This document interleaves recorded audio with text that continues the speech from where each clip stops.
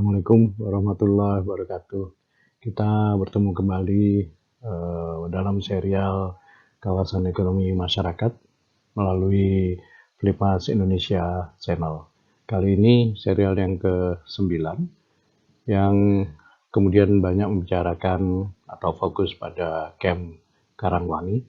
Camp Karangwangi ini sebagaimana namanya itu berada di Desa Karangwangi, Kecamatan Cidaun, di Kabupaten Cianjur, Provinsi Jawa Barat.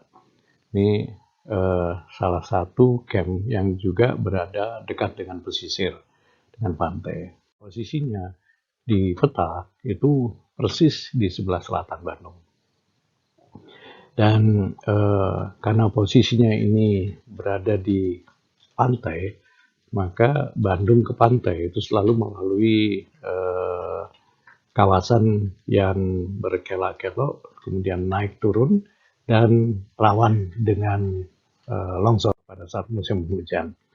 Dan Camp Karangwangi ini sepenuhnya diserahkan kepada Flipmas Wilayah Sabilulungan, yang pada Camp 1 itu dipimpin oleh Pak Roni Permana dari Unpad, tapi kemudian karena beliau sibuk sekolah melanjutkan studi S3-nya, di samping itu juga karena tidak lagi fokus kepada kegiatan di kawasan, maka Camp 2 itu kemudian diambil alih oleh Pak Sony Kuswarian, sekaligus sebagai Ketua Flipmas Wilayah Sabilulungan. Beliau juga dari Unpad. Dibantu dengan Ibu Marlene Herudianto, kemudian Ibu Endang Budiasih dari Unitelkom, Pak Ruby Robana dari Uninus, kemudian Pak Dik dari Uninus juga. Dan warga yang kemudian bergabung bersama Flipmas Sabilulungan ini dalam menggarap Camp Karangwangi adalah Pak Asep Rohidin, beliau sebagai ketua kelompok juga sekaligus sebagai saat itu menjabat sebagai kepala desa. Pada saat camp ini akan berakhir, maka beliau pada periode keduanya gagal untuk memenangkan jabatan kepala desanya, sehingga diharapkan beliau bisa lebih aktif di camp, tapi nyatanya kemudian beliau lebih banyak berkiprah di luar. Akhirnya kelompok ditinggal, dan kelompok inilah yang kemudian terus menjaga eksistensi Camp Karangwangi sampai hari ini. Pak Asep ini dibantu oleh warga camp, yaitu Pak Dian, Pak Omei, Pak Karyadi, Pak Odin, Pak Jajang, Pak Jamal, dan Pak Iden. Nah, dari kebersamaan inilah kemudian ada beberapa cerita ataupun kinerja yang bisa disampaikan. Camp Karangwangi ini pada awalnya berupa lahan kering, lahan tak ada hujan yang hanya 1 kali setahun bisa ditanami, dan itu pun juga rata-rata ditanami padi. Dan di kawasan ini banyak sekali batuan, jadi baik yang besar maupun kecil, sehingga sebelum diolah menjadi kebun, maka batu-batuan ini harus dipinggirkan terlebih dulu. Nah, kalau diukur, beda ketinggian antara lahan tertinggi dengan lahan terendah itu bisa mencapai 13 meter. Nah, untuk bisa mencapai Camp Karangwangi ini dari Bandung, kita bisa mengambil 3 rute. Rute yang pertama adalah Bandung Ciwidey, lalu kemudian ke Cidaun, ke Karangwangi, atau Bandung Pengalengan Karangwangi, dan yang ketiga adalah Bandung Garut Karangwangi. Kenapa 3 ini harus kita pahami betul? Oleh karena terutama yang rute pertama yang kedua yang melalui Ciwidey dan Pengalengan itu seringkali longsor.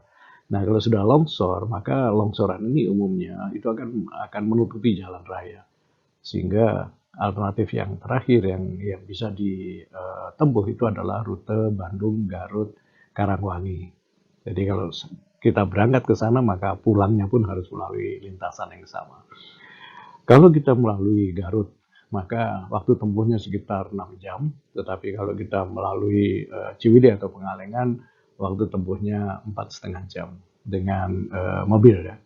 Dan 4,5 jam melalui jalan yang berkelok-kelok naik dan turun, itu juga cukup membuat penat teman-teman yang berangkat ke sana. Lahan yang tadinya 5 hektar yang kemudian hanya ditanami dengan padi umumnya, setelah masuknya air dan kemudian air bisa terdistribusi merata ke seluruh kawasan, maka kawasan ini kemudian ditanami ya, ada padi huma seperti biasanya, kemudian cabai keriting, sirsak, rumput gajah untuk pakan sapinya, pohon albasia, rumput odot ini untuk pakan dombanya, timun, terong, kemangi, paria, kacang panjang. Tanaman cabai keriting yang menjadi primadona di kawasan ini itu terjadi sama seperti camp di Batu Bersurat, di mana pada saat itu tahun 2016 kalau tidak salah booming harga cabai keritingnya sampai 60.000 per kilogram, dan ini memang memberi keuntungan yang signifikan kepada, sayangnya cuma pada salah satu petani yang memang tekun menanam cabai ini. Tanaman padi beras merah juga ditanam di kawasan ini, demikian juga pohon pisang dan buah naga yang dibawa oleh teman-teman dari Flipma Sabidulungan ini. Sumber air yang ada adalah sumur, dan sumur ini berair pada saat musim hujan, mungkin hanya seperti sumur penampung aja gitu. Dan pada saat kemarau ya airnya hilang lagi. Dan akhirnya diputuskan untuk mengambil air dari sungai yang jauhnya sekitar 2,5 km dari camp ini. Dan alhamdulillah dengan adanya bendungan kecil tadi bisa dimanfaatkan oleh warga camp dan juga warga non camp yang berada sekitar 2 km jauhnya dari camp itu sendiri, mendekati pantai. Nah, untuk mengatasi kesulitan air yang dibawa justru ke kawasan ini agar bisa didistribusikan, kawasan ini memerlukan 3 bak air.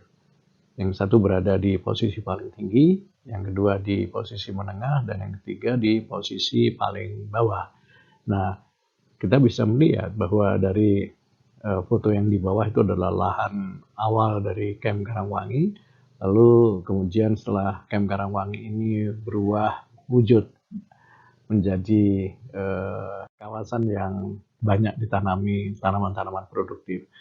Ini adalah wajah kawasan sebelum memulai camp ini. Jadi Desember 2013, tahun sebelum camp Pertamina Flip ini di-visit lalu kemudian difasilitasi oleh Pertamina. Ini adalah lahan memang tanah hujan, yang seperti tadi yang sudah saya sampaikan bahwa mereka hanya bisa menanami 1 kali dalam 1 tahun ini. Dan setelah itu ya dibiarkan kering begitu, tidak bisa ditanami. Nah, ini adalah airnya yang ada di sumur, ini pun juga akan kering dengan sendirinya pada saat musim kemarau. Nah, bisa kita lihat pada Desember 2013 hampir 1 tahun kemudian kondisinya masih sama seperti pada bulan Januari 2013. Dan pada bulan yang sama, Desember 2013, kita bisa sama-sama melihat di sini bagaimana kemudian ternak-ternak ini dibiarkan merumput liar di padang yang memang hampir tidak ada rumputnya. Nah,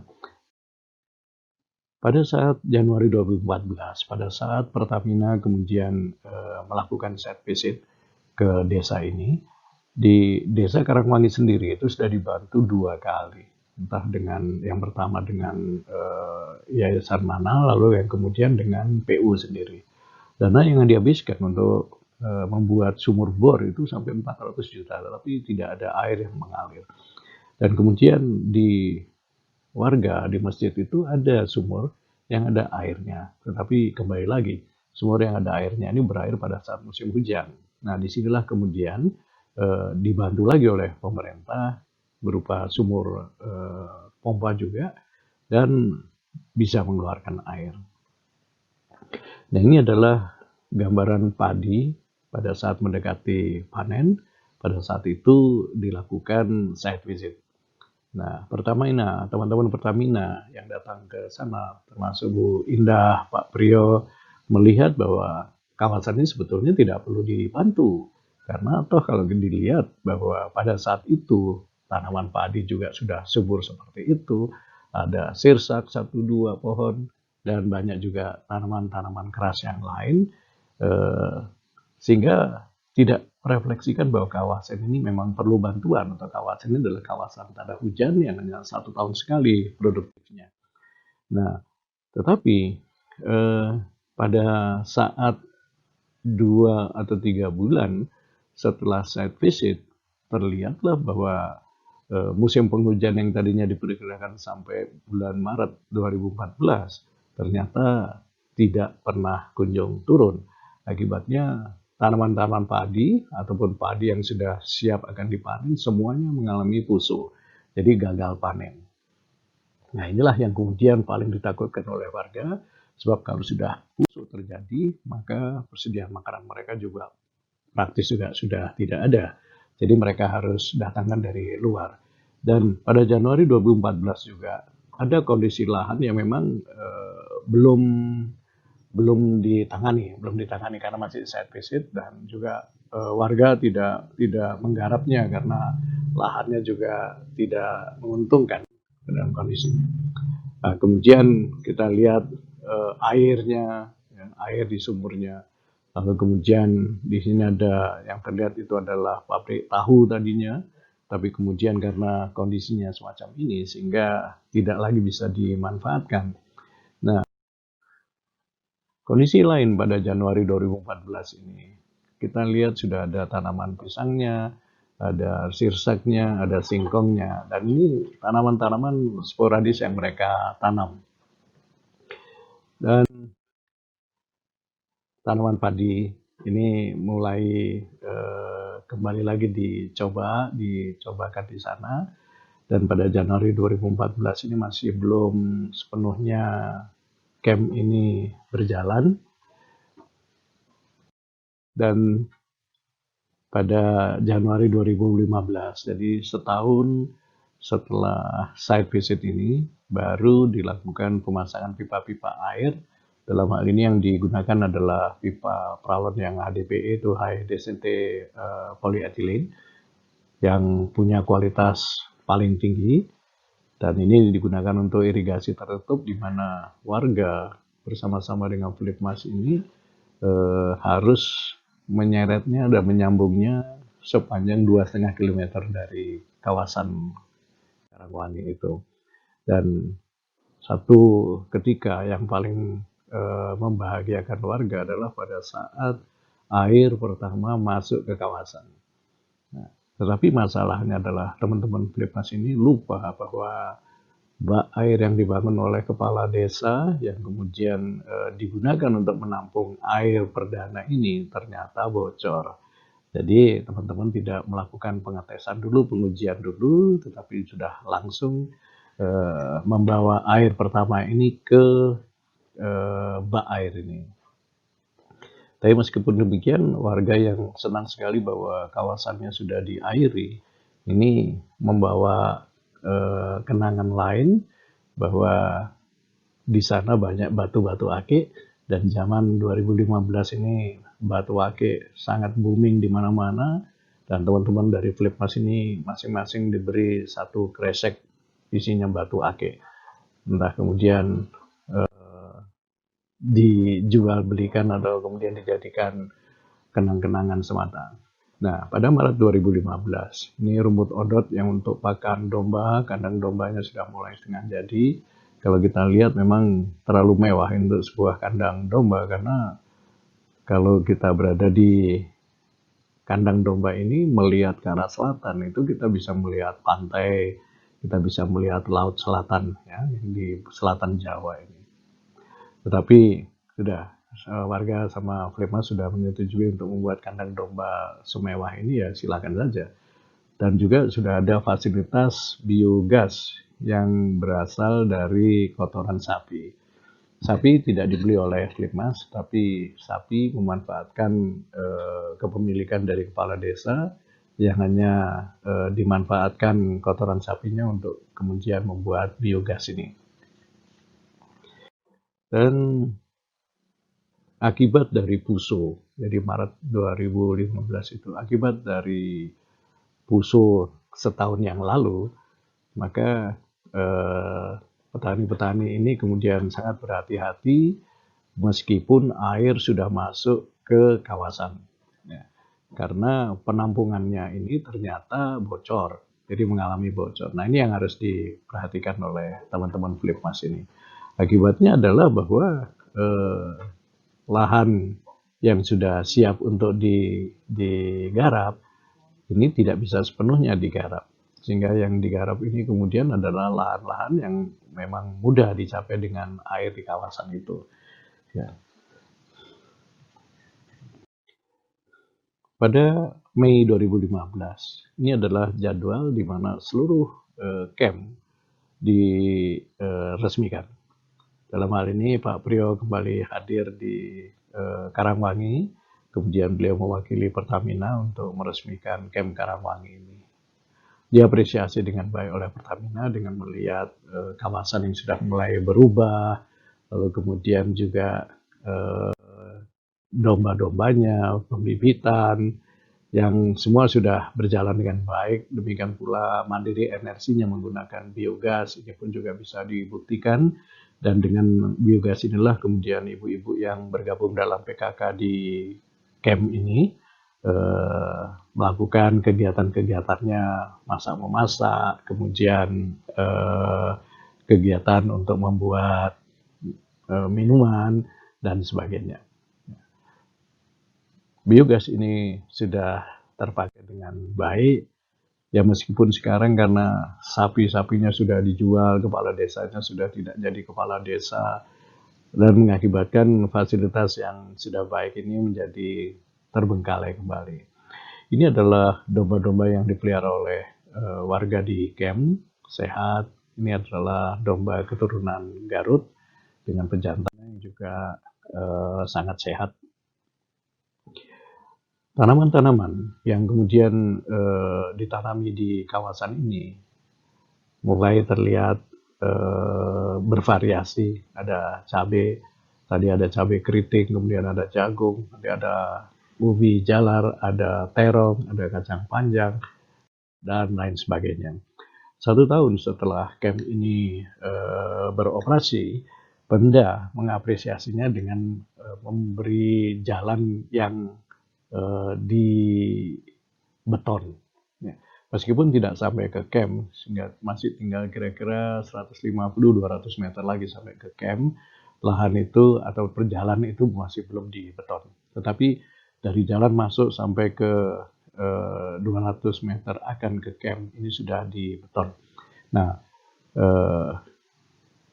ini salah satu bantuan yang cukup signifikan juga, memudahkan warga untuk bisa membawa barang-barang atau komoditas pertaniannya ke pasar dengan lebih mudah. Pada saat komunikasi ini semakin ditinggikan intensitasnya karena lama tidak terdengar kabar dari camp, maka kami baru menyadari bahwa camp ini ternyata tidak termanfaatkan dengan baik airnya. Oleh karena menurut warga mereka tidak bisa menggunakan air yang sudah ditampung di bak air kepala desa itu yang jadi ketua kelompok karena bocor. Ya, dan kebocoran ini juga ternyata tidak bisa ditangani dengan baik. Akhirnya warga kemudian sudah masing-masing berupaya sendiri-sendiri lagi mencoba membuat embung. Dan ini hanya dilakukan oleh salah satu dari sekian warga petani yang ada di camp. Justru oleh petani yang paling senior ini, Pak Oma ini. Nah, Pak Oma inilah yang kemudian membuat embungnya, menampung air saat hujan di embungnya itu, dan berbekal air inilah kemudian Pak Oma menanam cabai di lahannya, seperti terlihat dalam jajaran ini. Tetapi di kawasan yang lain, ini kemudian menunjukkan seolah lahan ini kembali lagi ke awal mulanya, padahal air dengan debit yang cukup ini sudah masuk di kawasan. Ini salah satu dari kelengahan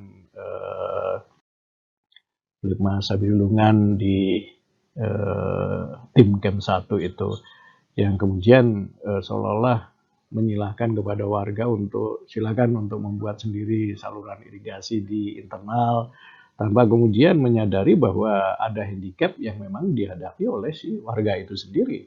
Ya, jadi warga ini juga masih belum tahu bagaimana mengelolanya, oleh karena air ini masuk ke kawasan yang di pusat, dan pusatnya itu berada di level menengah dari lahan miring ini.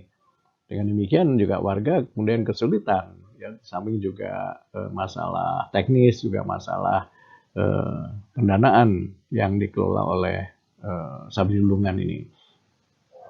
Dan di Mei 2016, tahun setelah diresmikan oleh Pertamina, lahan-lahan juga masih belum sepenuhnya tergarap dengan baik. Tapi syukur bahwa domba pejantan ini juga dipelihara dengan baik.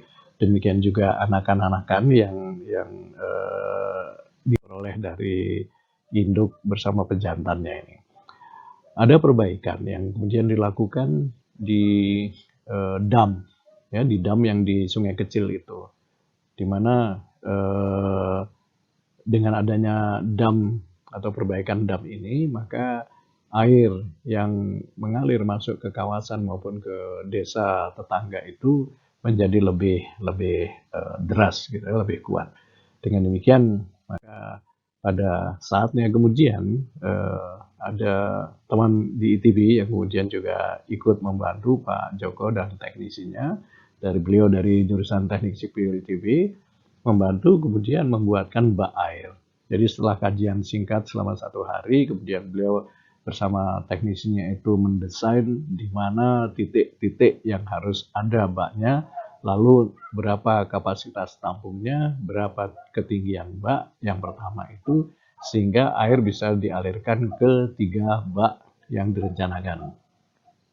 Ini adalah bak yang pertama. Bak pertama dibuat pada kawasan yang tertinggi, dengan harapan bahwa dengan gaya gravitasi tanpa harus menggunakan pompa, air ini bisa didistribusikan ke seluruh kawasan. Begitu ada bak air satu ini, kita lihat bahwa di kawasan yang paling tinggi itu sudah muncul sawah. Jadi artinya ya memang masyarakat itu perlu air, tetapi air yang bisa terjangkau atau dijangkau mereka, ya, yang bisa dibawa kemudian ke kawasannya. Kalau di kawasan tertinggi kemudian titik pusat mengucurnya air ada di tengah-tengah, maka delta ketinggian ini pun membuat problem sendiri bagi masyarakat.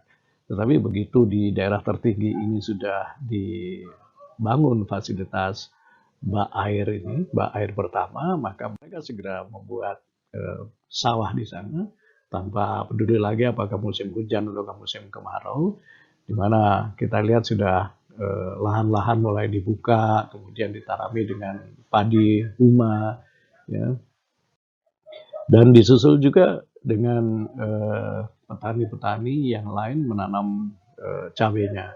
Dan ini Pak Ome ini satu-satunya petani senior, yang paling senior, yang kemudian merasakan kenikmatan boomingnya harga cabai di pasaran sampai 60.000 per kilonya itu.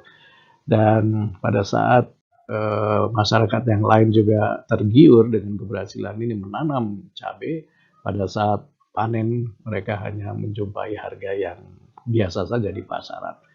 Ya, tidak menimbulkan kekecewaan, tetapi salah satu dari hasil adanya air yang mulai terdistribusi baik di seluruh kawasan ini memberikan semangat baru, memberikan rasa kehidupan yang baru bagi warga, di mana mereka tidak lagi harus menunggu hujan untuk bisa menanami kawasannya. Dengan demikian mereka menggunakan bibit-bibit yang mereka buat sendiri, baik untuk terongnya, tomatnya, cabenya, dan tanaman-tanaman yang lainnya.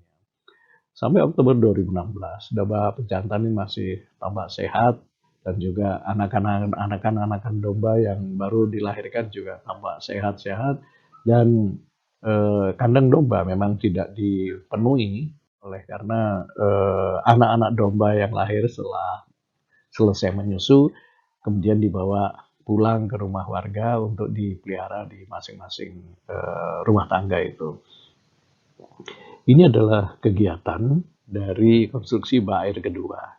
Setelah bak air pertama sukses, ya mengairi lahan-lahan di kawasan atas sana, maka kemudian yang di tengah ini disiapkanlah bak air yang kedua, ya, dan bak air yang ketiga itu ada di lahan yang mendekati atau kawasan yang berada di bawah.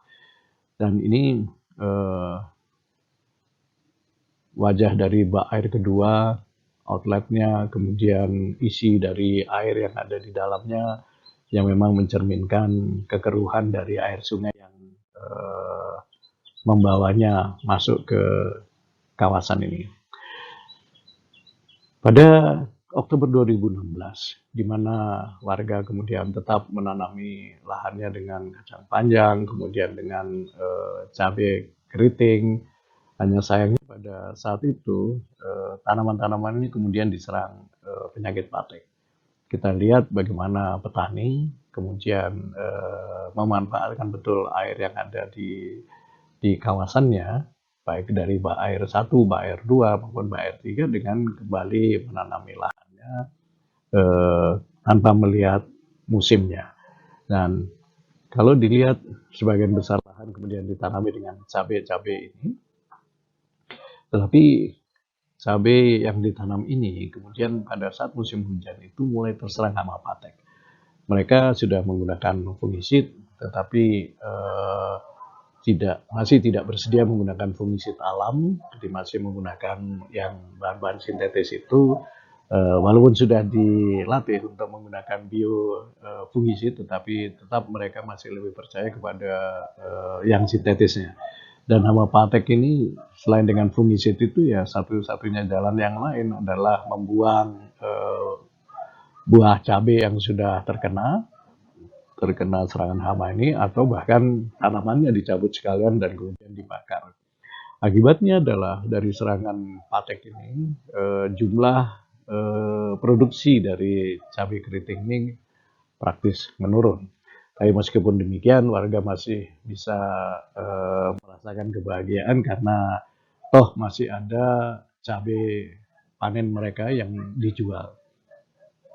Nah, kalau melihat profil omset semacam ini, memang profil omset dari satu kawasan yang lebih banyak diamnya, sehingga lebih banyak seolah terlihat masa tanamnya daripada masa panennya. Dan ini memang tidak bisa dihindari karena ya begitulah kondisinya gitu yang ada.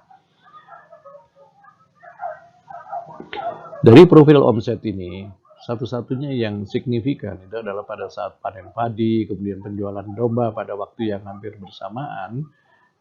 Ini kira-kira baru terjadi setahun setelah camp ini beroperasi. Dan pada saat Flipma Sabidulungan kemudian meninggalkan kawasan ini, omsetnya itu baru mencapai kira-kira 120 juta. Ya cukup baik, tetapi masih belum signifikan. Ini belum diikuti dengan penjualan domba berikutnya, penjualan panen padi berikutnya, dan sebagainya. Nah, pada saat berkomunikasi dengan warga di sana, ya praktis mereka karena sudah tidak ada lagi teman-teman Flipmas di sana, ya tidak lagi peduli pada omsetnya. Yang penting mereka bisa menjual, lalu kemudian bagi-bagi dengan kelompok tanpa perlu mencatatnya.